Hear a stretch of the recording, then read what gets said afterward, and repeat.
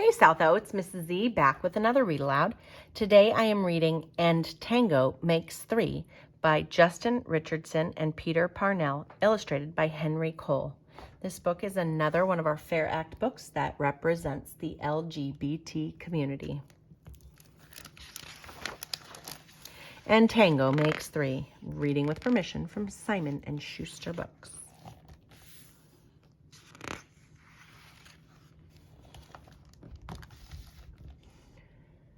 In the middle of New York City, there is a great big park called Central Park.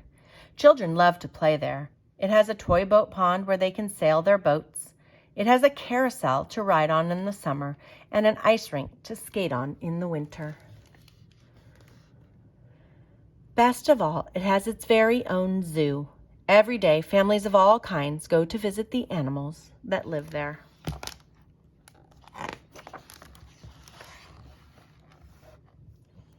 But children and their parents aren't the only families at the zoo. The animals make families of their own. There are red panda bear families with mothers and fathers and furry red panda bear cubs.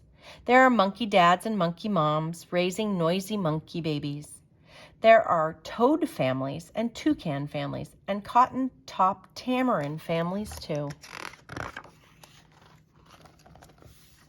And in the penguin house, there are penguin families.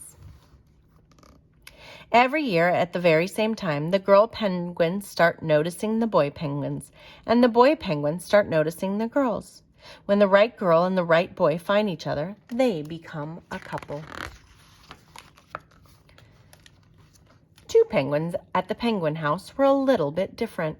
One was named Roy, and the other was named Silo. Roy and Silo were both boys, but they did everything together. They bowed to each other and walked together. They sang to each other and swam together. Wherever Roy went, Silo went too. They didn't spend much time with the girl penguins, and the girl penguins didn't spend much time with them. Instead, Roy and Silo wound their necks around each other. Their keeper, Mr. Gramazay, noticed the two penguins and thought to himself, they must be in love. Roy and Silo watched how the other penguins made a home, so they built a nest of stones for themselves. Every night, Roy and Silo slept there together, just like the other penguin couples. And every morning, Roy and Silo woke up together.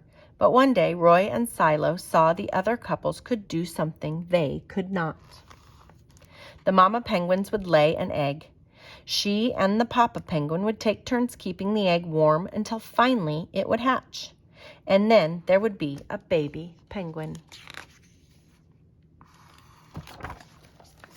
Roy and Silo had no egg to sit on and keep warm.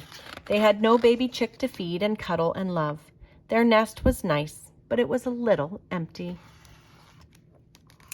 One day, Roy found something that looked like what the other penguins were hatching, and he brought it to their nest. It was only a rock, but Silo carefully sat on it and sat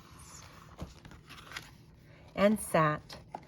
When Silo got sleepy, he slept, and when Silo was done sleeping and sitting, he swam and Roy sat. Day after day, Silo and Roy sat on the rock, but nothing happened. Then Mr. Gramazay got an idea. He found an egg that needed to be cared for, and he brought it to Roy and Silo's nest. Roy and Silo knew just what to do. They moved the egg to the center of their nest. Every day they turned it so each side stayed warm. Some days Roy sat while Silo went for food. Other days it was Silo's turn to take care of the egg. They sat in the morning and they sat at night. They sat through lunchtime and swim time and supper. They sat at the beginning of the month and they sat at the end of the month, and they sat all the days in between. Until one day they heard a sound coming from inside their egg.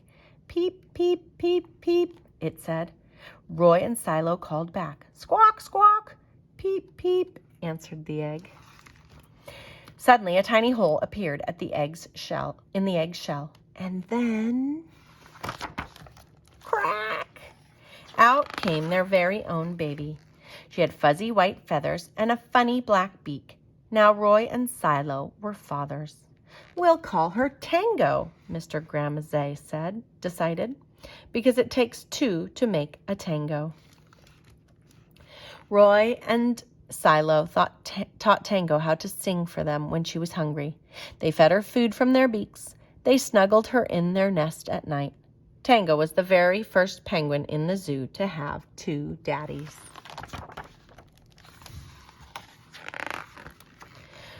Soon, Tango grew strong enough to leave the nest. Roy and Silo took her for a swim, just like all the other penguin families. And all the children who came to the zoo could see Tango and her two fathers playing in the penguin house with the other penguins. "Hooray, Roy! Hooray, Silo! Welcome, Tango!" they cheered. At night, the three penguins returned to their nest. There they snuggled together, and like all the other penguins in the penguin house, and all the other animals in the zoo, and all the families in the big city around them, they went to sleep.